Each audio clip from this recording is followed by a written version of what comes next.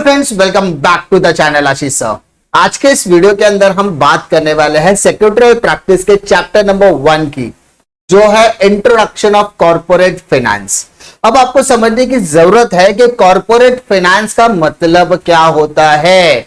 तो my dear students, आज के इस वीडियो में हम डिस्कस करेंगे व्हाट इज कॉर्पोरेट फाइनेंस, उसका मीनिंग क्या है, उसका डेफिनेशन क्या है एंड हम कॉर्पोरेट फाइनेंसेस का यूज कैसे कर सकते हैं और उसे अरेंज कहां से किया जाता है। तो वो सारे एस्पेक्ट पर आज हम लोग डिस्कशन करने वाले हैं। ये वीडियो एक चैप्टर का इंट्रोडक्शन वीडियो होगा जिसके अंदर हम सारी चीजों को डिटेल में डिस्कस करने की कोशिश करेंगे। तो प्लीज मेक श्योर कि आप वीडियो को एंड तक जरूर देखें क्योंकि इसमें आपको बहुत ज्यादा एडवांटेज मिलने वाला है। तो चलिए शुरू करते हैं। तो आपका जो चैप्टर नंबर 1 दिया है 12th एसपी का chapter number 1, that is introduction to corporate finance. तो सबसे पहले हम लोग बात करते हैं what do you mean by corporate. Corporate का मतलब होता है a large number of member organisation, यानी एक ऐसा ऑर्गेनाइजेशन जहां पर लार्ज नंबर ऑफ पीपल्स होंगे। मतलब एक ऐसा फर्म जहां पर जो नंबर ऑफ शेयर होल्डर्स है, नंबर ऑफ मेंबर्स है उस ऑर्गेनाइजेशन में बहुत ज्यादा तादाद में। और साथ ही साथ जब कोई भी बड़ी कंपनी जैसे जॉइंट स्टॉक कंपनी की अगर हम बात करें, whenever we are talking about joint stock company, it clearly means that we are talking about public limited company. Reason is that क्योंकि वहां पर अनलिमिटेड नंबर ऑफ मेंबर्स होते हैं। And second most important thing is that जब वो joint stock company future में public issue कर share issue करके डिबेंचर इश्यू करके अनलिमिटेड नंबर ऑफ शेयर्स या डिबेंचर्स के थ्रू पैसे जमा कर सकती है, तो वो एक तरीके की पब्लिक कंपनी बन जाती है क्योंकि प्राइवेट लिमिटेड कंपनी में मेंबरशिप लिमिटेड होती है। सेकेंड इंपॉर्टेंट थिंग, इन पैसे का इस्तेमाल करके जब जॉइंट स्टॉक कंपनी बड़े से बड़े वेंचर पर हाथ डालती है और उसे प्रॉफिट मिलता है, तो कंपनी अपनी इमेज को दरकिनार बनाने कर रखने के लिए एक स्पेशल तरीके का टैक्स पे करते हैं जिसको हम कॉर्पोरेट टैक्स पे बोलते हैं। कॉर्पोरेट टैक्स का जो तबका है वो सभी को नहीं मिलता। जब आपके कंपनी का टर्नओवर एक स्पेसिफिक लिमिट से ज्यादा हो जाता है तब आप कंपनी कॉर्पोरेट टैक्स भरती है। दूसरा, अब when we are talking about finance, तो इन सभी कंपनियों को फाइनेंस की जरूरत पड़ती है, पैसे की जरूरत पड़ती है। लेकिन सर फाइनेंस और मनी दोनों सेम चीज है क्या? तो the answer is no.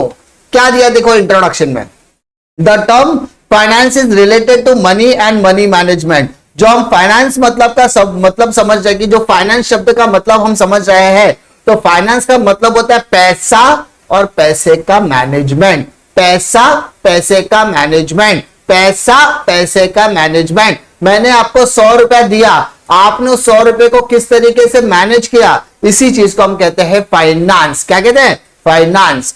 It is related to inflow and outflow of money. ये किससे रिलेट करता है कि कितना पैसा आया, कितना पैसा गया।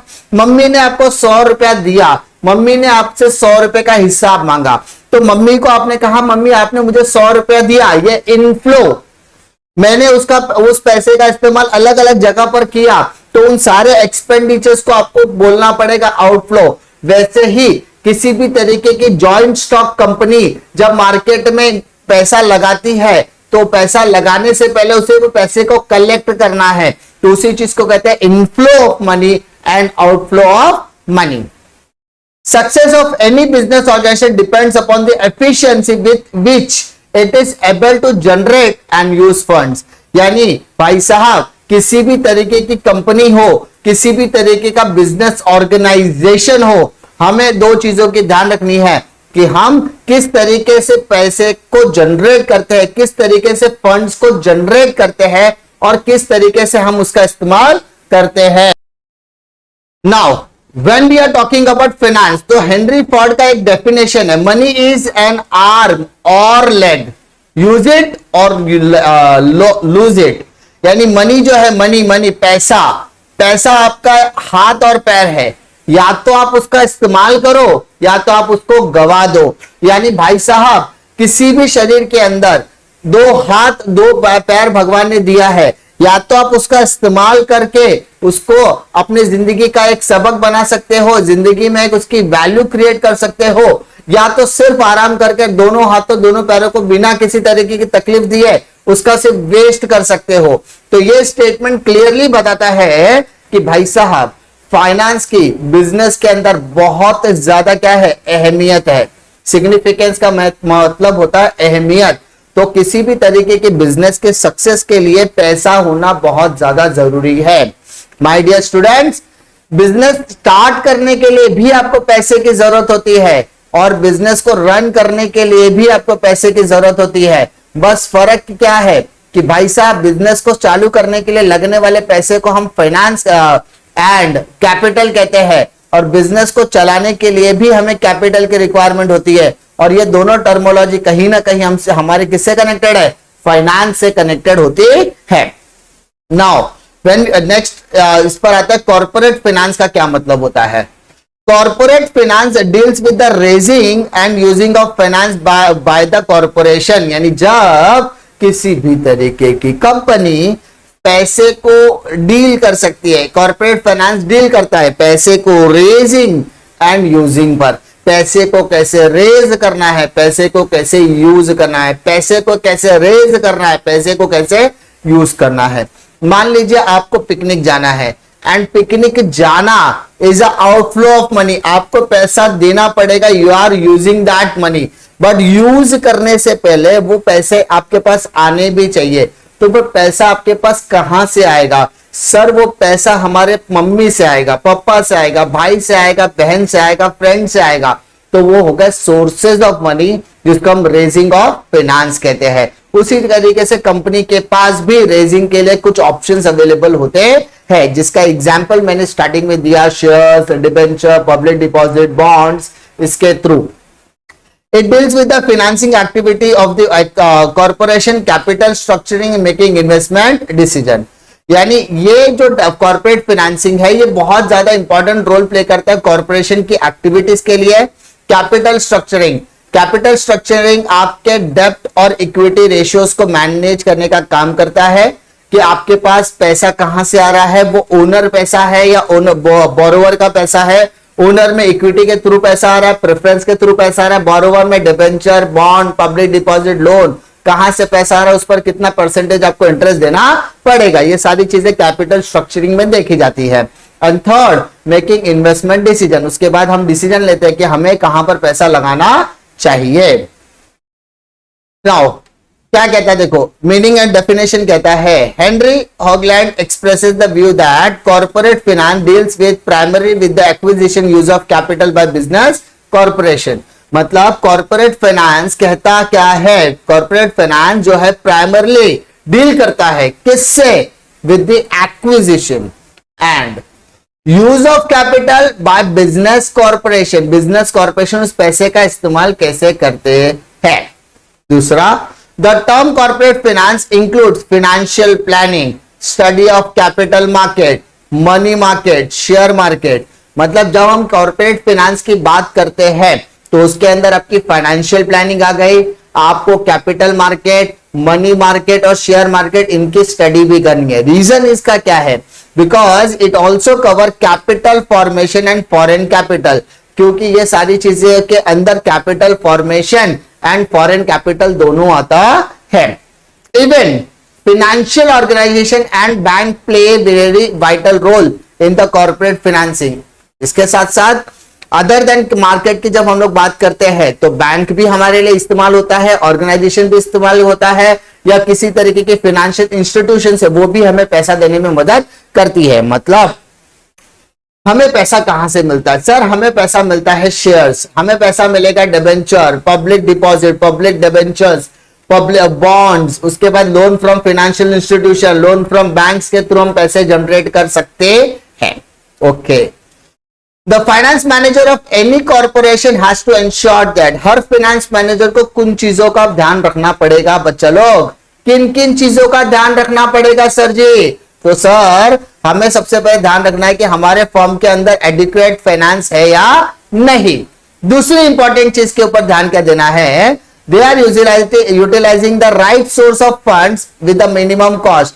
क्या वो फाइनेंस मैनेजर इस बात की चिंता करता है क्या वो इस बात का ध्यान रख रहा है कि उसे जो पैसे मिल रहे हैं सोर्सेस से उसका कॉस्ट क्या है? मतलब अगर मैंने आपसे 100 रुपया ले लिया तो बदले में से आप कुछ तो एक्सपेक्ट करोगे, तो वो एक्सपेक्टेशन इंटरेस्ट हो सकती है, डिविडेंड हो सकती है, तो वो मिनिमम है या मैक्सिमम है? Third, finance manager utilises raise fund effectively. Finance manager इस चीज का ध्यान रखेगा कि भाई साहब मैंने जो पैसा आपसे जनरेट किया है ना उसका इस्तेमाल मैं कैसे कर रहा हूं, इफेक्टिवली तरीके से कर पा रहा हूं या नहीं। Fourth, they are generating maximum return for its owner. उसके बाद हमारी सबसे इंपॉर्टेंट चीज है कि हमें हमारे ओनर्स, जब भी मैं ओनर की बात करूंगा तो आपको डायरेक्टली शेयर होल्डर के बारे में सोचना है। किसके बारे में सोचना है? शेयर होल्डर, यानी मेरे इक्विटी शेयर होल्डर और मेरे प्रेफरेंस, मां के दो अनमोल रतन, कंपनी के दो अनमोल रतन, एक राम दूसरा लखन। राम मतलब इक्विटी, लखन मतलब प्रेफरेंस। राम मतलब इक्विटी, लखन मतलब इंटरेस्ट। मां के दो अनमोल रतन राम और लखन, मां के दो अनमोल रतन राम और लखन। तो उसी तरीके से कंपनी के दो अनमोल रतन इक्विटी और प्रेफरेंस, कंपनी के दो अनमोल रतन इक्विटी और प्रेफरेंस। सिंपल। तो ये दो कंपनी के क्या है? ओनर। तो भाई साहब आपको बदले में कुछ मिलेगा, यस, हमें उनको मैक्सिमम रिटर्न देने की कोशिश करनी है। The following two decisions are the basis of corporate finance, यानी कॉर्पोरेट फाइनेंस दो डिसीजंस के बारे में सोचता है। सर कौन कौन सी? पहला, माय डियर फाइनेंसिंग डिसीजंस, जिसके बारे में हम डिस्कस बार बार कर रहे हैं। क्या sir? The firm has access to capital market to fulfil its financial needs, यानी जब भी हम कैपिटल मार्केट की बात करेंगे मतलब कंपनी कहीं ना कहीं शेयर मार्केट से कनेक्टेड है, शेयर इश्यू करके वो पैसे रेज कर सकती है। The company has multiple choices of sources of financing, company के पास बहुत ज्यादा सोर्सेस है कि कहां से वो पैसा रेज करना चाहती है। क्या कंपनी इक्विटी के जरिए पैसा रेज करना चाहती है, डेब्ट के जरिए? इक्विटी कैपिटल में इक्विटी प्रेफरेंस दोनों आ सकता है, डेब्ट के अंदर डिबेंचर आएगा, पब्लिक डिपॉजिट्स आएगा या लोन आ सकता है।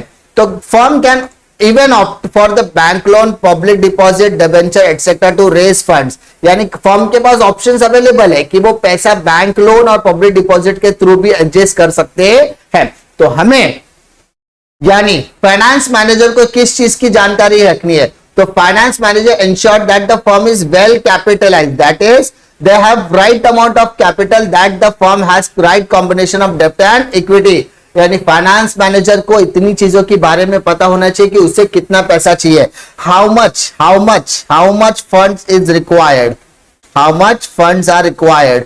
दूसरा, which funds is required, which fund। अब बीच फंड बोलेगे तो डेप्ट के थ्रू कितना पैसा रेज करना है, इक्विटी के थ्रू कितना पैसा रेज करना है।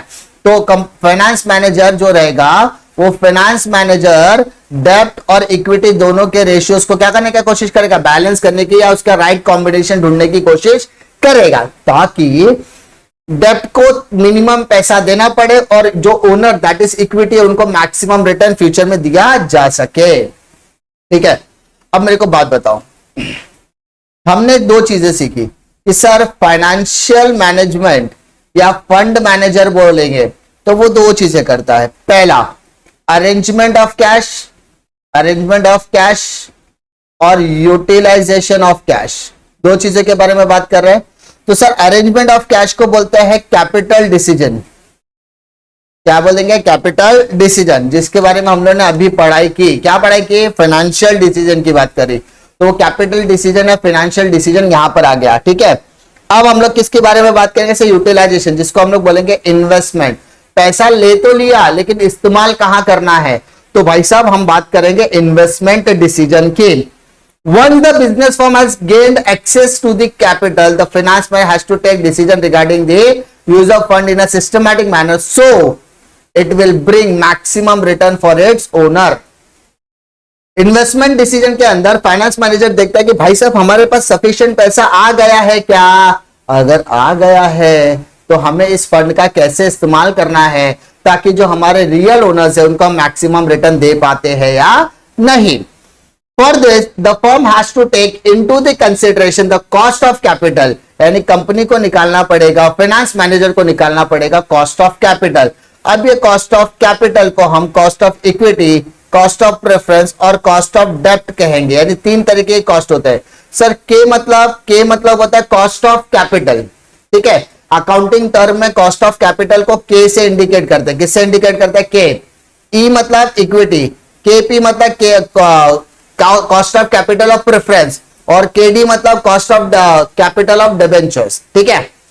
Once they know the cost of capital, they can deploy or use the fund in such a way that returns are more than the cost of capital.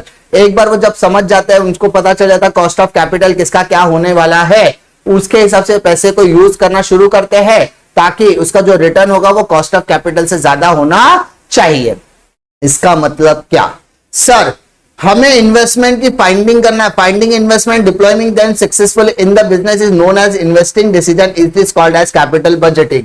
यानी company का काम यही है कि भाई साहब आप पैसे को यूज करें और यूज करने के बाद उसको मैक्सिमम से मैक्सिमम रिटर्न आपको मिले, वो भी मिनिमम पीरियड ऑफ टाइम में, जिसे हम कैपिटल बजटिंग का भी नाम देते हैं। उम्मीद करता हूं कि आपको कॉर्पोरेट फाइनेंस के मीनिंग डेफिनेशन में कोई दिक्कत नहीं होगी। और कॉर्पोरेट फाइनेंस जब हम बात करेंगे तो वो दो एक्टिविटी पर बात करेगा। एक तो होता है फाइनेंशियल डिसीजंस, एक होता है इन्वेस्टमेंट। फाइनेंसिंग मतलब भैया सोर्सेज ऑफ फंड क्या है, पैसा कहां से आएगा, और दूसरा पैसा आने के बाद पैसा कहां पर जाएगा। ये दो चीजों के ऊपर पैसा कहां से आएगा, वो इक्विटी होगा, प्रेफरेंस होगा, डिबेंचर होगा, बॉन्ड होगा, पब्लिक डिपॉजिट होगा, वो आने दो। आने के बाद इसका प्रॉपर तरीके से यूटिलाइजेशन करना है ताकि कंपनी के जो ओनर्स है उनको मैक्सिमम रिटर्न मिलना चाहिए, और हमने जिससे पैसा लिया उनको time to time timely payment भी जाना चाहिए ताकि कोई भी हमसे नाराज ना रहे। तो ये जो तरीके की टेक्निक होती है उसको हम कैपिटल बजटिंग कहते हैं। आई होप आपको इस पर्टिकुलर आंसर में किसी भी तरीके की दिक्कत नहीं होगी। अगर आपको किसी भी तरीके की दिक्कत आती है तो आप कमेंट सेक्शन में अपना कमेंट ड्रॉप कर सकते हैं। उम्मीद करता हूं कि आपको वीडियो पसंद आएगा। वीडियो पसंद आता तो लाइक करो, दोस्तों में जरूर शेयर कीजिए। इसी तरीके की वीडियो के लिए चैनल पे बने रहे। मिलता हूं मैं आपको अगले वीडियो में एक और नए लेक्चर वीडियो के साथ। तब तक के लिए जय हिंद।